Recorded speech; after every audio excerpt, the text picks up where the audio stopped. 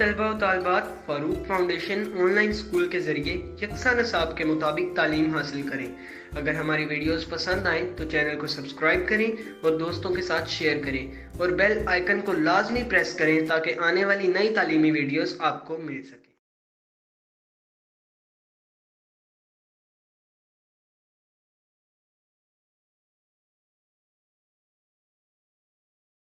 Assalamu alaikum students.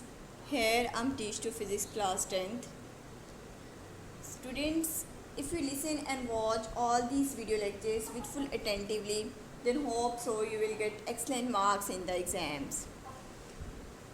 Students, grade 1 से लेके grade 10 तक फ़ारूक फाउंडेशन ऑनलाइन स्कूल में आप मुकम्मल फ्री एजुकेशन हासिल कर सकते हैं। इस तरह ऑनलाइन लर्निंग करके आपको किसी इंस्टीट्यूट या किसी ट्यूटर से भी हेल्प लेने की ज़रूरत नहीं पड़ेगी। होप सो आपके बहुत सारे कंसेप्ट्स क्लियर होंगे। स्टूडेंट्स, आप हमारे इस यूट्यूब चैनल को सब्सक्राइब कीजिएगा, लाइक कीजिएगा एंड शेयर कीजिएगा। Thank you so much students. आज हम लोग डिस्कस करेंगे chapter number 10 which is the simple harmonic motion in waves. हम लोग डिस्कस करेंगे review questions, exercise review questions को चैप्टर नंबर 10। तो फर्स्ट जो हमारा क्वेश्चन है 10.1, what is simple harmonic motion? What are the necessary conditions for a body to execute simple harmonic motion? Students, simple harmonic motion एक ऐसी motion है जिसमें अगर कोई body to and fro move करे, ठीक है, और जो उसका एक्सेलरेशन है वो डायरेक्टली प्रोपोर्शनल होता है to the displacement of the body, और जो उसका एक्सेलरेशन है वो always directed towards the mean position. Okay students, तो इसके लिए हम लोग नेसेसरी कंडीशंस को डिस्कस करते हैं सिंपल हार्मोनिक मोशन के लिए। Basic condition of the execute simple harmonic motions are under first condition है हमारे पास a system execute simple harmonic motion always vibrate about a fixed point या fixed position। जैसे हम लोगों ने सिंपल पेंडुलम की एग्जांपल भी, सिंपल पेंडुलम में वो एक फिक्स्ड पॉइंट के अराउंड ही एक बॉडी वाइब्रेट करती है, ठीक है, ये उसका फिक्स्ड पॉइंट होता है, ठीक है, उसके अराउंड ही बॉडी हमारे पास मूव कर रही होती है। ओके, और उसकी एक्सीलरेशन की डायरेक्शन होती है वो हमेशा मेन पोजीशन की तरफ होती है। ओके स्टूडेंट्स, नेक्स्ट वन हमारे पास है it's acceleration is always directed towards the mean position. The magnitude of acceleration is directly proportional to the displacement of the mean position. और जो डिस्प्लेसमेंट है, एक्सीलरेशन है, इज डायरेक्टली प्रोपोर्शनल होगा displacement के और हमेशा मेन पोजीशन की तरफ होगा। ओके स्टूडेंट्स, नेक्स्ट हमारे पास शॉर्ट क्वेश्चन नंबर है 10.2। Think of several example in every daily life that are simple harmonic motion. हम लोगों ने अपने डेली लाइफ में जो मोशन की ऐसी एग्जाम्पल्स बतानी हैं जो सिंपल हार्मोनिक मोशन को ओबे करती हैं। ओके स्टूडेंट्स, फर्स्टली हम लोग कहते हैं कि जो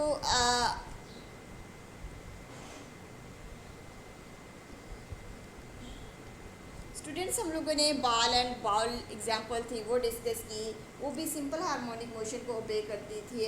इसके अलावा हमारे पास जो स्प्रिंग कांस्टेंट था, जो मैं स्प्रिंग से बने हुए जो जिस्म की हरकत थी वो भी सिंपल पेंडुलम की हरकत को शो करती थी, ठीक है। Motion of a body attached to one end of the spring and the motion of the bob of simple pendulum, motion of ball in bowl system, motion of prong of tuning forks। ये हमारे पास कुछ examples थी, ये 4 characteristics थी जो हमारे पास simple harmonic motion को ओबे करती थी। स्टूडेंट्स, नेक्स्ट हमारे पास क्वेश्चन है question number 3, what are damped oscillations? How damping progressively reduced the amplitude of the oscillation. हम लोगों ने डैम्प्ड ऑसिलेशन के बारे में बताना है कि डैम्प्ड ऑसिलेशन बेसिकली क्या है, और जो डैम्पिंग है वो एम्पलीट्यूड को किस तरह से रिड्यूस करती थी। हम लोगों ने इस टॉपिक पे पढ़ा था कि डैम्पिंग की वजह से जो एम्पलीट्यूड है वो डिक्रीज़ हो जाता है, तो इसकी रीज़न क्या थी, ठीक है। फर्स्ट हम लोग डैम्पिंग ऑसिलेशन को डिस्कस करते हैं। Any oscillation in which the amplitude of the motion decrease with the time is called the damped oscillation. Okay. हम लोगों ने बेसिकली वेव्स को डिस्कस किया जो वेव किसी भी मीडियम में डिस्टर्बेंस काज कर देती है, जिसकी वजह से वो अपनी इनिशियल पोजीशन के अलॉन्ग वाइब्रेट करना शुरू कर देते हैं। अब हम लोगों ने एग्जांपल दी डैम्प्ड ऑसिलेशन की। डैम्प्ड रिड्यूस द एम्पलीट्यूड, हम लोगों ने कहा कि जो डैम्प्ड है वो एम्पलीट्यूड को रिड्यूस कर देता है, टाइम के साथ साथ उसका एम्पलीट्यूड में डिक्रीज आ जाता है, उसे हम लोग कहते हैं डैम्प्ड ऑसिलेशन। ओके, अब डैम्पिंग रिड्यूस द एम्पलीट्यूड, जो डैम्पिंग है वो एम्पलीट्यूड को किस तरह से रिड्यूस करती है, तो फर्स्टली हम लोग देखेंगे practically in all system the force of friction and resistance retard the motion। So friction है और जो रेजिस्टेंस है बेसिकली वो मोशन के अगेंस्ट वर्क करते हैं, ठीक है। So the system does not oscillate for long period of time, the friction reduce the mechanical energy of the system as time passes, due to the reason damping progressively reduce the amplitude of the motion, जो damping है वो amplitude को कम कर देती है friction की वजह से, रेजिस्टेंस की वजह से। स्टूडेंट्स, ये हम लोगों ने टॉपिक में भी डिटेल से डिस्कस किया था। ओके, नेक्स्ट हमारे पास शॉर्ट क्वेश्चन नंबर 10.4 है, how can you define term wave, elaborate different mechanical and electromagnetic waves. हम लोगों ने फर्स्टली वेव को डिफाइन करना है। A wave is disturbance in the medium which causes the particle of the medium to undergo vibratory motion under their mean position in equal interval of time। हम कहते हैं कि वेव्स किसी भी medium में डिस्टर्बेंस काज करती है। जब उसमें डिस्टर्बेंस पैदा हो जाता है तो उसके जो पार्टिकल्स हैं वो अपनी मीन पोजीशन के अराउंड वाइब्रेट करना शुरू कर देते हैं। लेट्स सपोज स्टूडेंट्स, हमारे पास एक टब है, टब में हम पानी है, पानी में हम लोगों ने एक पेंसिल को डिप कर दिया है, ठीक है। अब जैसे ही हम लोग इस पेंसिल को डिप करेंगे तो यहाँ पे वेव्स जनरेट होना शुरू हो जाएंगी, ठीक है। अब लेट्स सपोज स्टूडेंट्स, हम लोगों ने यहाँ पे कोई कागज़ रखा हुआ है, जब वेव्स इस कागज़ तक पहुँचेंगी तो ये कागज़ अपनी मेन पोजीशन के अराउंड वाइब्रेट करना शुरू कर देगा, ठीक है। ये कागज़ मतलब कि स्टूडेंट्स हम लोगों ने डिस्टर्बेंस काज कर दी, डिस्टर्बेंस की वजह से जो वेव्स हैं वो प्रोड्यूस हुई, वेव्स की वजह से जो पार्टिकल्स हैं वो अपनी मीन पोजीशन के अराउंड वाइब्रेट करना शुरू कर गए।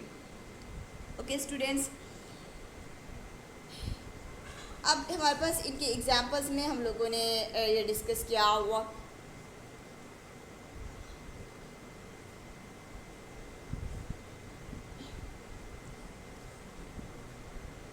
स्टूडेंट्स, हम लोगों ने डिफरेंस करना है मैकेनिकल वेव्स में और इलेक्ट्रोमैग्नेटिक वेव्स में। ओके, मैकेनिकल वेव्स वो होती हैं जिनके प्रोपगेशन के लिए हमें कोई ना कोई मीडियम रिक्वायर्ड होता है, ठीक है। और इलेक्ट्रोमैग्नेटिक वेव्स वो होती हैं जिनके लिए हमारे पास कोई मीडियम रिक्वायर्ड नहीं होता। Mechanical waves which waves required medium for their propagation are called mechanical waves. Mechanical waves की एग्जांपल है हमारे पास radio waves, television waves and X rays. ऐसी वेव्स जिनके लिए हमारे पास मीडियम रिक्वायर्ड हो उन्हें हम कहेंगे मैकेनिकल वेव्स। और इलेक्ट्रोमैग्नेटिक वेव्स ऐसी वेव्स जिनके लिए हमारे पास किसी किस्म का मीडियम रिक्वायर्ड नहीं होगा, ठीक है। स्टूडेंट, जैसे कि हमारे पास साउंड वेव्स हैं, पानी की सतह पर पैदा होने वाली वेव्स हैं, वाटर वेव्स हैं, तो स्टूडेंट स्प्रिंग में पैदा होने वाली वेव्स हैं उन्हें हमारे पास हैं, ये हमारे पास एग्जांपल्स हैं मैकेनिकल वेव्स की। स्टूडेंट्स, अगर हम लोग इलेक्ट्रोमैग्नेटिक वेव्स की बात करें, इलेक्ट्रोमैग्नेटिक वेव्स ऐसी होती हैं जिनकी प्रोपगेशन के लिए हमारे पास कोई मीडियम रिक्वायर्ड नहीं होता। मैकेनिकल वेव्स के बिल्कुल हमारे पास ऑपोजिट इलेक्ट्रोमैग्नेटिक वेव्स होती हैं। इलेक्ट्रोमैग्नेटिक वेव्स में हमारे पास कोई मीडियम रिक्वायर्ड नहीं होता, ठीक है। जैसे हमारे पास रेडियो वेव्स हैं, टेलीविजन हैं, ये हमारे पास इलेक्ट्रोमैग्नेटिक वेव्स हैं। स्टूडेंट्स, ये जो एग्जांपल्स हैं ये हमारे पास इलेक्ट्रोमैग्नेटिक वेव्स की हैं।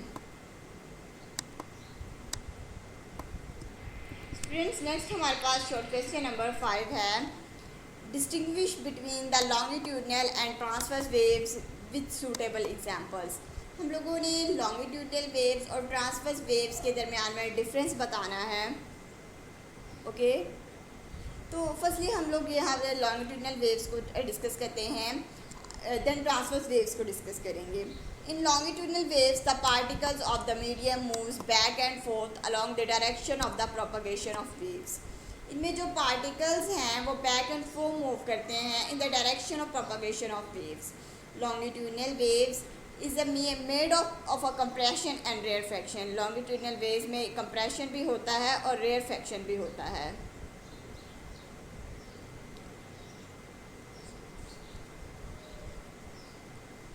स्टूडेंट्स, इनमें कभी कंप्रेशन होता है तो कभी रेयरफेक्शन। स्टूडेंट्स, लॉन्गिट्यूडनल वेव्स में कहीं कंप्रेशन हो रहा होता है तो कहीं हमारे पास इनमें रेयरफेक्शन हो रहा होता है। ओके, नेक्स्ट अगर हम लोग लॉन्गिट्यूडनल वेव्स की एग्जांपल दें तो हमारे पास साउंड वेव्स हैं, अर्थक्वेक हैं और वाइब्रेशन इन अ गैस है। आफ्टर दैट हमारे पास ट्रांसवर्स वेव्स को हम लोग डिस्कस करते हैं। In transverse wave particle of the medium vibrate perpendicular to the motion of the waves.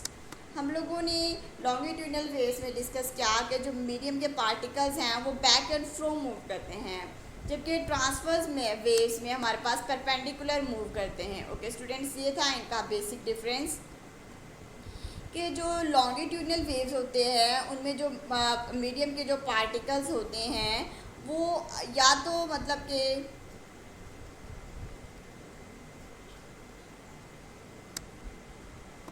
जबकि स्टूडेंट्स जो हमारे पास ट्रांसवर्स वेव्स हैं वहाँ पे जो मीडियम के पार्टिकल्स हैं वो परपेंडिकुलरली मूव कर रहे होते हैं। Transverse waves in made up of crust and trough. Students, हमारे पास ट्रांसवर्स वेव में या तो क्रस्ट क्रिएट होते हैं या ट्रफ पैदा होते हैं। ठीक है, अब क्रस्ट और ट्रफ बेसिकली क्या है? लेट्स सपोज हमारे पास एक वेव्स है, वेव्स का जो अपर पार्ट है उसको हम लोग नाम दिया क्रस्ट का, जबकि जो हमारे पास लोअर पार्ट है उसको हम लोगों ने नाम दिया ट्रफ का। ओके, और इनकी अगर हम लोग एग्जांपल्स की बात करें तो एग्जांपल्स में हम लोगों ने देखा कि जो हमारे पास लाइट वेव्स हैं और वाटर वेव्स हैं वो हमारे पास एग्जांपल्स हैं ट्रांसवर्स वेव्स की। ओके स्टूडेंट्स,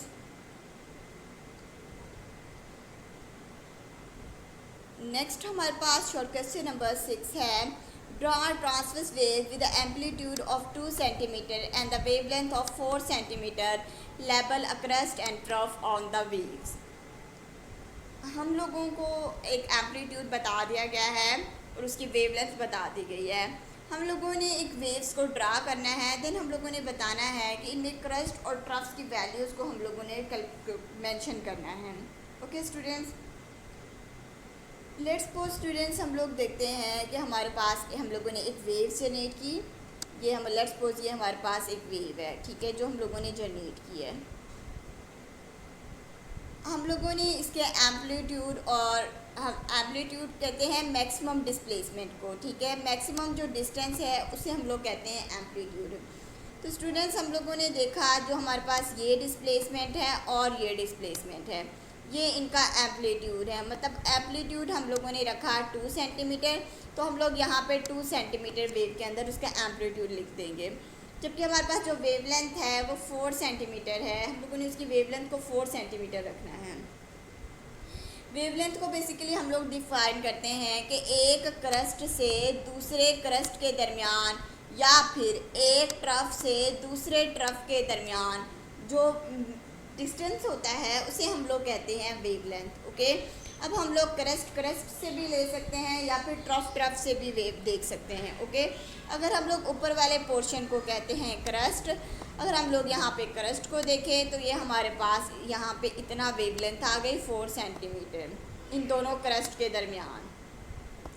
अगर हम लोग ट्रफ को डिस्कस करते हैं तो दो ट्रफ्स के दरमियान, मतलब कि जो ये लोअर पोर्शन है ये हमारे पास ट्रफ है और सेकंड वन हमारे पास ये ट्रफ है। इन दोनों के दरमियान जो वेवलेंथ है ये हमारे पास 4 सेंटीमीटर है आगे। तो हम लोगों ने एक वेव्स को सपोज करना है, ठीक है, और उस वेव्स का जो एम्पलीट्यूड है, जो मैक्सिमम डिस्टेंस है वो 2 सेंटीमीटर मीन पोजीशन से लेके उसके क्रस्ट तक या फिर मीन पोजीशन से लेके उसके ट्रफ तक, तो वहाँ पे हम लोग उसके एम्पलीट्यूड की वैल्यू लिख देंगे। और वेवलेंथ हमारे पास है 2 क्रस्ट के दरमियान या 2 ट्रफ के दरमियान, उसे हम लोग वेवलेंथ कहते हैं। हम लोग इस वेवलेंथ को 2 क्रस्ट के दरमियान भी लिख सकते हैं और 2 ट्रफ के दरमियान भी लिख सकते हैं। स्टूडेंट्स या तो हम लोग क्रस्ट में इसकी वैल्यू वेवलेंथ को मेंशन कर दें या फिर ट्रफ में वेवलेंथ की वैल्यूज़ को मेंशन कर देंगे। ओके स्टूडेंट्स, आई होप कि आपको शॉर्ट क्वेश्चन क्लियर हो गया होगा। नेक्स्ट हमारे पास शॉर्ट क्वेश्चन नंबर 7 है।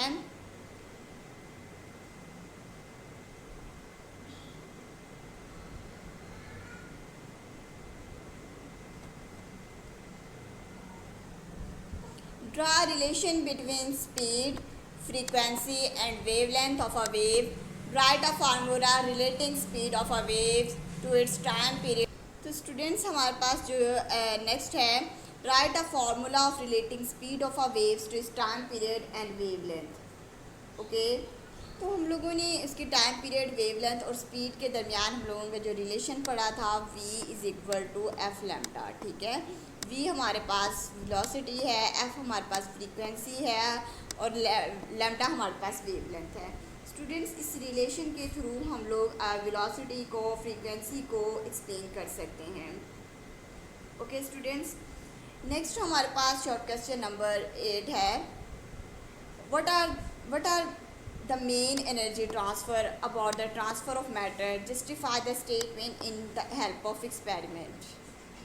स्टूडेंट्स, इसमें हमने ये बताना है कि जो एनर्जी है वो ट्रांसफ़र होती है एक जगह से दूसरी जगह पे। ठीक है, लेकिन एनर्जी को एक जगह से दूसरी जगह ट्रांसफ़र किया जा सकता है, हम लोगों ने ये एक्सपेरिमेंट के मदद से शो करना है। ठीक है, लेट्स सपोज स्टूडेंट्स हमारे पास एक रस्सी है। ठीक है, उस रस्सी को एक जो इसका एक एंड है उसका हम लोगों ने एक फिक्स्ड हम लोगों ने स्पॉट के साथ अटैच्ड किया हुआ है। इस दूसरे एंड से हम लोग इस रस्सी को जर्क करते हैं, इसको हम लोग झटकते हैं, तो ऐसा होता है कि इसमें एक हमारे पास क्रस्ट या फिर ट्रफ्स पैदा होना शुरू हो जाते हैं। ठीक है, जैसे ही इस रस्सी को हम लोगों ने जर्क किया तो इसमें हमारे पास एक इसमें क्रस्ट या ट्रफ पैदा हो गए, मतलब इसमें एक वेव्स जनरेट हो गई।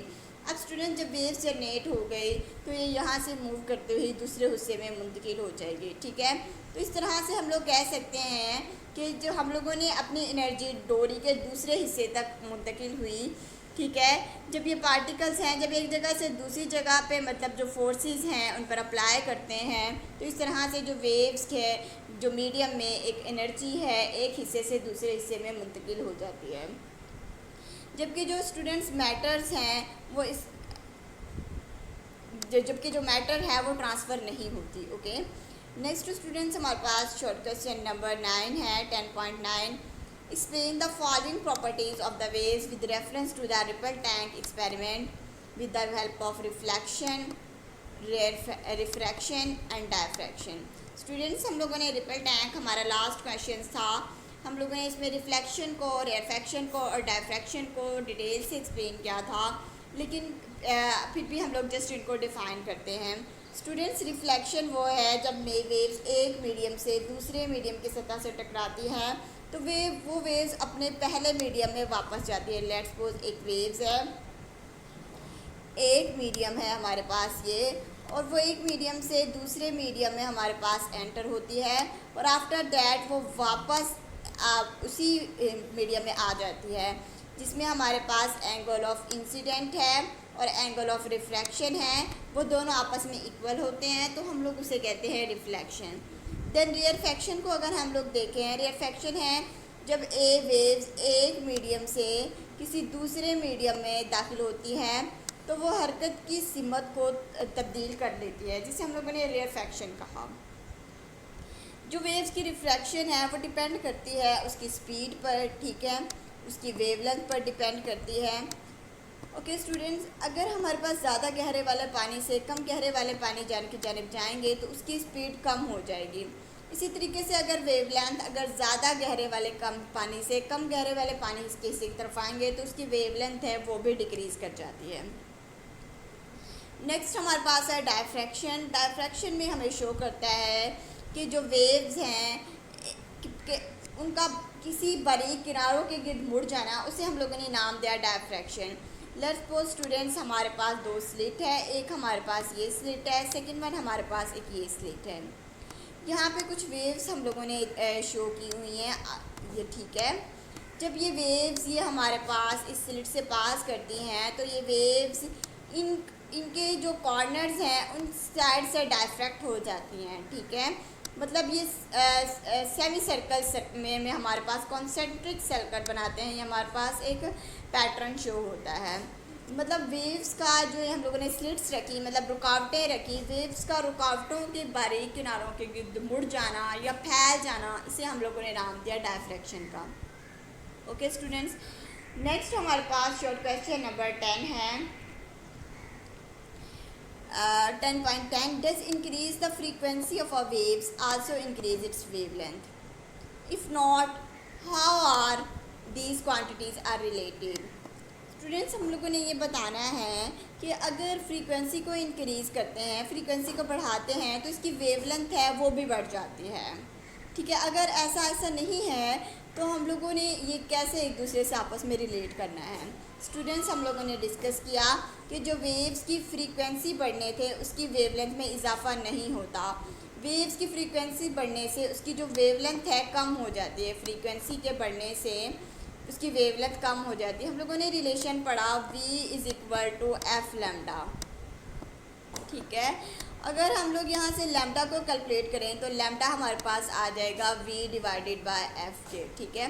अगर स्टूडेंट्स हम लोग यहाँ देखें, अगर हम लोग यहाँ पे वेवलेंथ है, वेवलेंथ को अगर हम लोग बढ़ा दें तो उसकी जो फ्रीक्वेंसी है वो कम होना शुरू हो जाती है, ठीक है। मतलब वेवलेंथ के बढ़ाने से जो फ्रीक्वेंसी की जो वैल्यू है वो हमारे पास कम होना शुरू हो जाती है, okay. Now wavelength does not increase the increase of frequency of waves because frequency depend upon the source which produce waves per second, but the wavelength of the waves depend on the magnitude of vibrating particles, okay। जैसे जैसे students हम लोग frequency को बढ़ाएंगे, frequency को बढ़ाने से wavelength कम होती जाती है। मतलब वेवलेंथ और फ्रीक्वेंसी दोनों आपस में रेसिप्रोकल हैं, okay. Generally frequency f and wavelength lambda are inversely related to each other by the following equations। हमारे पास इक्वेशन थी v = f lambda। Hence from this equation we conclude that when the frequency of wave increases then their wavelength will be the decreases। Wavelength को increase करने से इसके जो particles हैं उनकी frequency decrease कर जाती है। स्टूडेंट्स, ये था हमारा आज का टॉपिक। आई होप सो ये आपको बहुत अच्छी तरीके से समझ आ गया होगा। Thank you so much students. हमारे इस यूट्यूब चैनल को सब्सक्राइब कीजिएगा, लाइक कीजिएगा और शेयर कीजिएगा। अपना बहुत सारा ख्याल रखिएगा। अल्लाह हाफिज़ स्टूडेंट्स।